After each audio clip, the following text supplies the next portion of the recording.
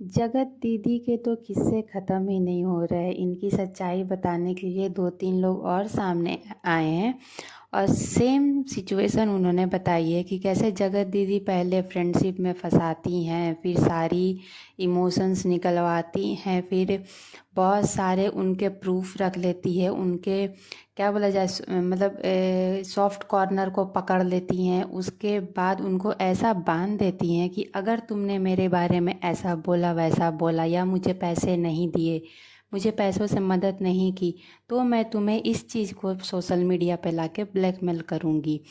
कुछ देर पहले जेसिका गुप्ता जी का व्लॉग फिर से हमने देखा कि कैसे कैसे इन्होंने कांटेक्ट शुरू किया, रिश्तों की गहराई में अंदर गए। उसके बाद सारी चीज़ें इनको अपने घर की बड़ी बेटी बना दी सबने मिलके। उसके बाद कुछ कुछ चीज़ें इनके बारे में रख के इनकी बेटियों को यूज़ करके धमकाया गया कि मैं ऐसे सोशल मीडिया पे ले आऊँगी, वैसे ले आऊँगी। सेम सिचुएशन सचिन के साथ भी किया, सेम सिचुएशन सरिता जी के साथ भी किया था। तो जगत दीदी मतलब आप समझ नहीं सकते हो कि ये देवी जैसी दिखने वाली औरत ये कितनी शातिर है, लेकिन गलती उनकी नहीं है। उन्होंने ऐसा छवि प्रिटेंड किया कि मैं देवी हूँ। पहले आसपास के कोई क्रिएटर सब मिल के उनको देवी बताया गया और हमारे सरल और सीधे ऑडियंस ने उनको देवी जी की तरह सर पे बिठा लिया। उसके बाद देवी जी ने तांडव किया। अब वो देवी जी कह रही हैं कि दूसरे में मैंने अपना पक्ष रखा ही नहीं है। मैंने अपना पक्ष रखा तो कहीं आपको ऐसा नहीं लगे कि आपने मेरे बारे में बोलने से पहले सोचा नहीं। ओ बहन, हमने कुछ नहीं सुनना, आपके पक्ष को सुनना ही नहीं है। एक आदमी गलत हो सकता है, 3-4 जो भी सामने आए हैं वो सारे गलत नहीं हो सकते हैं। भाई साहब, ऑडियंस को भी ब्लैकमेल करने का तरीका देख रहे हो कि मैंने अभी अपना पक्ष नहीं रखा है। अभी सामने वाले के पक्ष सुन करके ही एक औरत की उन्होंने धज्जियाँ उड़ाई है, एक औरत को ऐसे किया वैसे किया। अभी भी ये पब्लिक के साथ ही खेल रही हैं। इनका पूरा इंटेंशन वही है, ग्रैब करना। और एक जेसिका जी ने बताया कि रोना नहीं आता है तो ये विक्स का इस्तेमाल करने के लिए उनको सजेस्ट कर रही थी। और आज के व्लॉग में जब वो अपने घर का डेकोरेशन का वो दिखा रही तो उनके बेड पे साइड में रखा हुआ विक्स का डब्बा भी हमें दिख गया। तो आप समझ सकते हो कि इनकी रियल हंसी और रियल रोना कितनी हद तक सही थी। अभी तक जितनी भी हमने नौटंकी इनकी देखी है कि ये बहुत रोती थी अपने पति के गम में जाने का।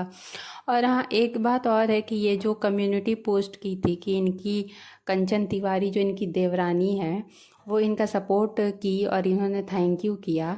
तो जेसिका जी ने ये भी बताया कि इनके हस्बैंड के जाने के बाद इनके घर में कुछ वैसा लड़ाई झगड़ा चल रहा था। ये अपने हक के लिए लड़ रही थी अपने देवरानी से कि मुझे मेरा बराबर का हक चाहिए, मैं नहीं जाऊंगी और तुम लोग मुझे बहुत तंग कर रहे। इसका भी एक फुल नौटंकी व्लॉग इन्होंने बनाया था कि मेरे ससुराल वालों ने विधवा बोल के मुझे कितना ट्रॉमा में डाला था। लेकिन ये भी बराबर की हक के लिए ये भी लड़ाई कर रही थी उस टाइम पे जब ये अपने पति के लिए न्याय मांग रही थी ना। उस टाइम पे ये अपने ससुराल में प्रॉपर्टी में हक के लिए भी लड़ाई कर रही थी। तुरंत मतलब आप समझ सकते हो जितना ये दिखाती है कि हम उनकी याद में बहुत 2-3 साल में बीमार रही, मतलब ऐसी हो गई थी वैसी हो गई थी, तो आपको अपने ससुराल में वो हक के लिए लड़ाई करना सब बराबर याद था। अब बिल्कुल भी भरोसा नहीं होता कि किसी के आंसू से उसको जज किया जा सकता है कि वो कितनी सीधी शांत या देवी जैसी जो भी है।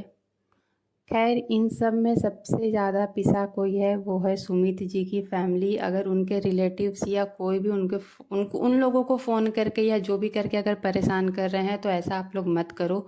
उन लोग का कोई लेना देना नहीं है। किसी को भी अगर पता होता कि ऐसा कुछ आगे होने वाला है तो वो कभी भी कदम आगे नहीं बढ़ाता।